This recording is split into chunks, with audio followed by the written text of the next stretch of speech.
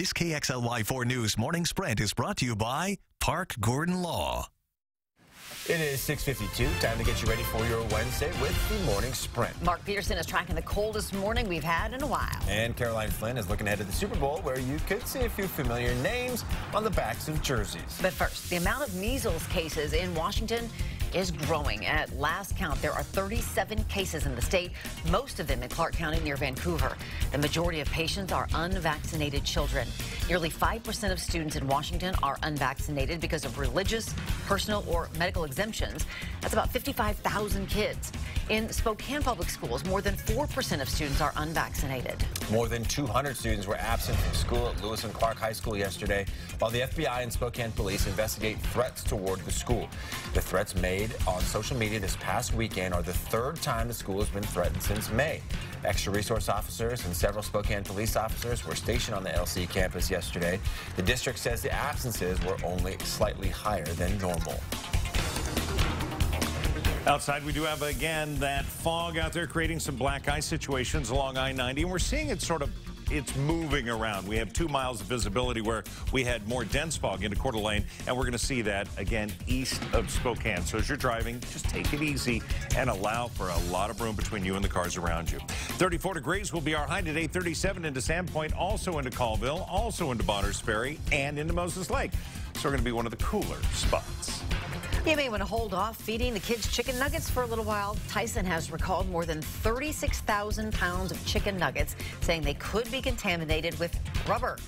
The recall is for this package you see on your screen, the white meat panko chicken nuggets. If you have any in your freezer, check Tyson's website for more detailed information. More than 400 people are expected to attend the 8th annual Spokane Homeless Connect this morning. The event starts at 10 at the Salvation Army's Community Center. It's designed to help those experiencing homelessness connect with community services and resources. Dozens of volunteers make that event possible, along with support from local companies and organizations. Now, one of the services available at this year's Homeless Connect will be a warrant fest. It offers an opportunity for anyone with an outstanding warrant to speak with the public defender about getting that warrant recalled or quashed. Spokane Homeless Connect says outstanding or unresolved warrants are often a barrier to services like housing and employment.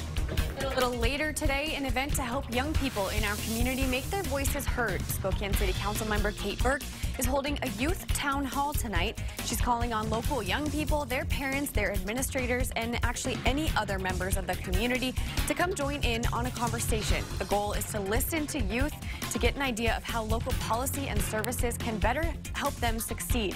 The town hall starts at 5:30 at the East Central Community Center. That's at 500 South Stone Street.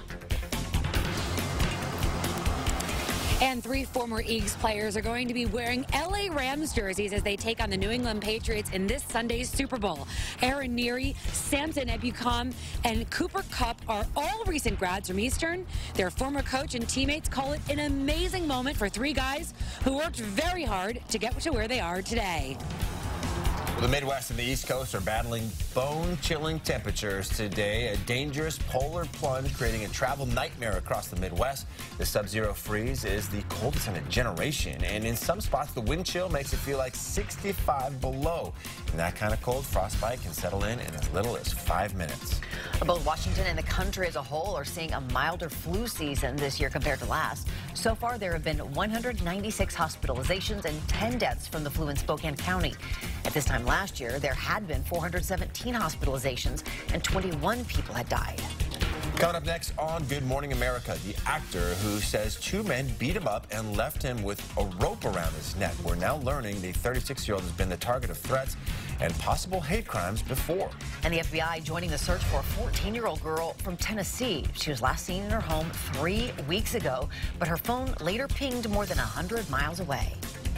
Right outside, again, it's going to be fair weather throughout part of the day. We do have some low clouds in some areas and patches of fog and a little bit of black ice. So take it easy. Temperatures in the mid-30s today, tomorrow. Now, Friday, we start off maybe with some wet snow, transitioning rain for the most part for Spokane. Higher elevations getting snow. We'll see showers over the weekend. Highs are going to be 40 Saturday, but look at Sunday at 36. And we'll have some snow flurries expected there. Monday, Tuesday, Monday there's a 20% chance, but Tuesday, just downright cold, 27 degrees. But then we compare it to Michigan, we're balmy, beautiful. Yeah, we'll take it. Yeah. Michigan and like everywhere else. yeah. Oh my goodness, it's just awful. All right, that's going to do it for us for now. GMA is up next. Yep, we'll see you throughout the morning in about 25 minutes.